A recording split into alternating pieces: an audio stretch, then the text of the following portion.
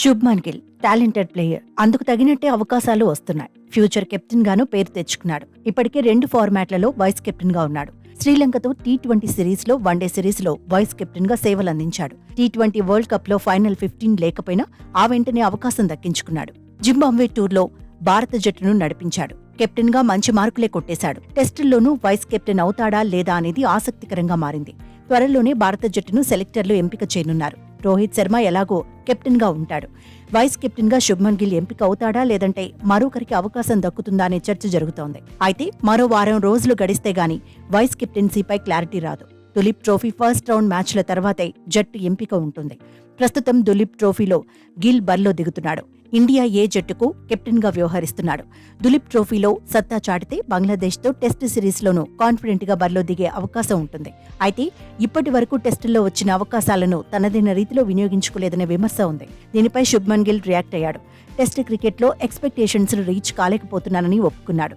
ప్రస్తుతం తన ఫోకస్ మొత్తం 10 టెస్టుల మీదే ఉందన్నాడు.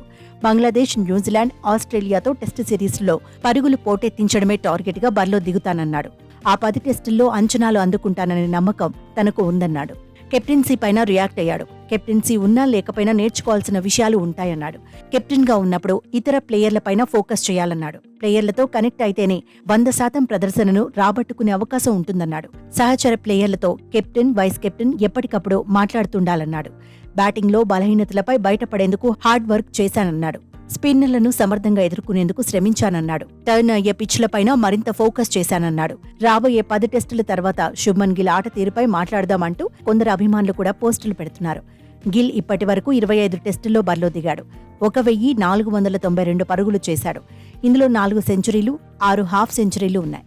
కెరియర్ ఆరంభంలో శుభ్మన్ ఓపెనర్ గానే బరిలో దిగాడు. యశస్వి జైస్వాల్ ఎంట్రీతో 3వ స్థానానికి మారాడు. 3వ స్థానంలో 10 మ్యాచ్ల్లో బరిలో దిగాడు. 41.20 యావరేజ్ను నమోదు చేశాడు. 618 పరుగులు చేశాడు. ఇందులో 2 సెంచరీలు, 2 హాఫ్ సెంచరీలు ఉన్నాయి.